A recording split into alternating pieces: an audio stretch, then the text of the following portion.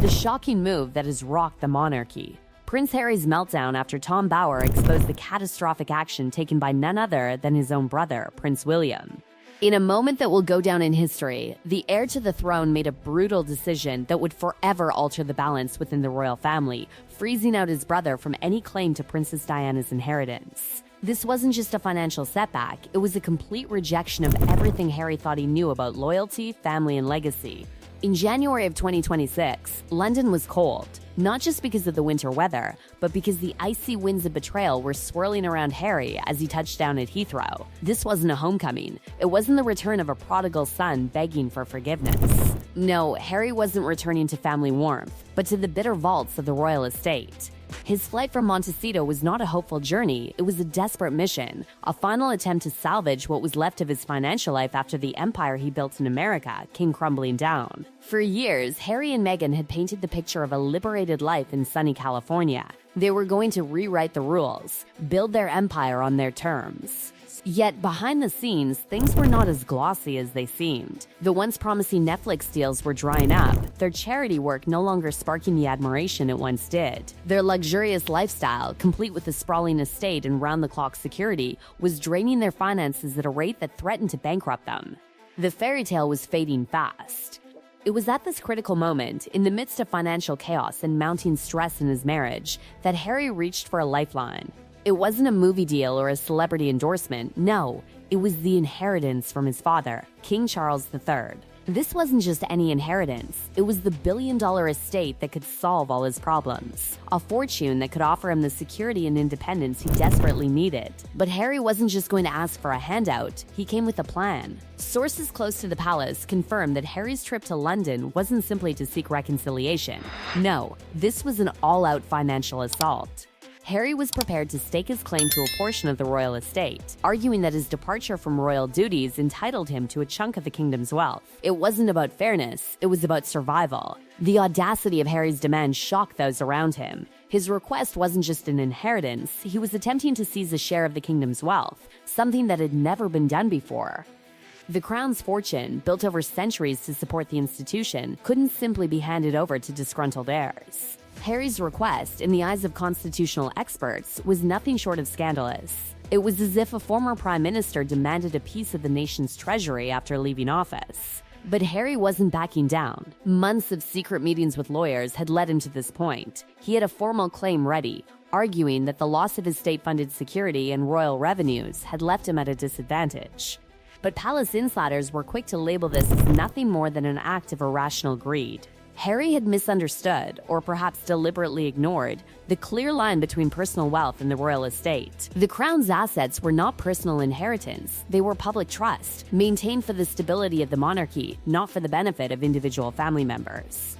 Despite his public image as a humanitarian, a man trying to forge his own path outside the monarchy, Harry couldn't escape the pull of his royal roots. A man who had once rejected the royal family's gilded cage now found himself seeking the very same opulence he had once condemned. He had built a life in America, claiming independence, but the reality was stark. Independence was expensive, and his family's wealth was looking more and more like his only escape. As Harry prepared to confront his brother, Prince William, back at Buckingham Palace, the tension in the air was palpable. It wasn't just a family reunion, it was a battlefield. William had been waiting for this moment, knowing full well that Harry was about to make his move. But what Harry didn't know was that his older brother had already made his decision.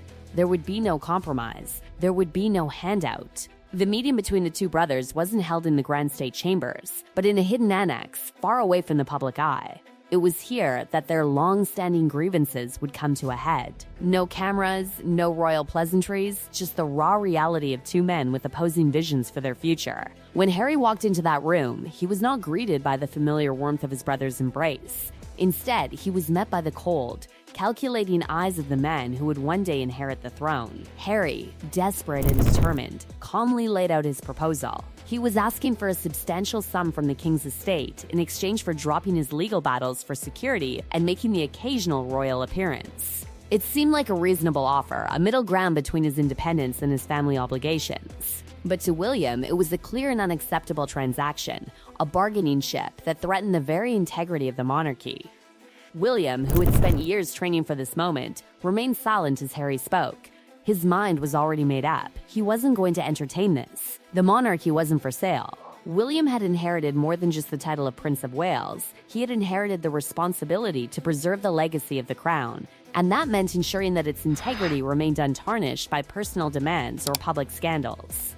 When Harry's demands were rejected, the silence that followed was deafening. It wasn't just a family dispute, it was a fundamental clash of values. Harry saw his proposal as a reasonable request, one born out of years of sacrifice and separation. William saw it as a betrayal of everything the monarchy stood for. The tension was thick, and as the argument escalated, the room seemed to crackle with raw emotion. But the most shocking move had yet to come. In an unprecedented and utterly devastating blow, William, acting on behalf of the monarchy, made a decision that would end any hope Harry had of securing a financial lifeline. He froze all further distributions from the inheritance of their late mother, Princess Diana. This wasn't just a financial setback, it was a symbolic act of severing ties. The last remaining connection Harry had to his family's legacy was now cut off. And the finality of it was as cold and ruthless as the winter winds outside. The decision to freeze Diana's inheritance wasn't just a legal maneuver, it was a deliberate statement. Diana's will had been designed to offer both sons some degree of financial security, but those terms came with an unspoken understanding. Diana's wealth was meant to support her sons, not to fuel their personal vendettas or royal drama. William had taken this trust and wielded it as a weapon against his brother, sending a message that was loud and clear. Harry's actions had consequences, and those consequences were final. This was the final straw. The palace insiders who were privy to the details of this dramatic showdown described the scene as one of complete devastation for Harry. Not only had he been denied the money he so desperately needed, but he had also been publicly humiliated by the very family he had tried to distance himself from. The financial lifeline he had hoped for had been cut off, and in its place, he was left with nothing but a bitter reminder of his choices. As Harry returned to Montecito, the weight of his failure was crushing. What he thought would be a triumphant return to the royal fold had turned into a complete disaster. The financial disaster that had been brewing for months was now fully realized, and with it came a wave of marital tension that Meghan Markle had feared all along. Her worst fears about the royal family and Harry's inability to break free from its grip had been confirmed. Meghan, who had spent years building her own identity separate from the monarchy, saw this as a betrayal. She had made it clear that any attempt to return to the royal fold without a public apology and a complete reckoning was unacceptable. But now, as their financial situation grew more dire, Harry's return to the family, even without reconciliation, was starting to seem like a necessary evil. Meghan, ever the strategist, knew this would only complicate their brand and their carefully crafted image. The Sussexes had built their brand on their escape from the monarchy. They were the anti-royal royals, the ones who rejected the establishment. But now, they were caught in the most difficult position of all, too royal to be taken seriously, yet not royal enough to maintain the luxury and power that came with it. The future of the Sussex brand was in serious jeopardy, and Harry's attempts to reclaim his place in the royal family had only made things worse. With debts mounting and no clear path forward, the once glamorous fairy tale of Prince Harry and Meghan Markle was beginning to unravel. The royal family's cold rejection was just the beginning. What followed would be a collapse of the very empire they had worked so hard to build. Meghan's brand, once seen as a beacon of independence, now faced public scrutiny, and their Hollywood ventures were stalled. The fantasy that they had sold to the world was slowly turning into a nightmare. Harry's internal conflict, torn between his desire for financial security and his wife's determination to move on, became the defining issue of their lives. The showdown with William was not just about money. It was about identity, legacy, and what it meant to belong to a family that Harry had tried so desperately to escape. But in the end, his attempts to reconcile with the past only served to deepen the divide.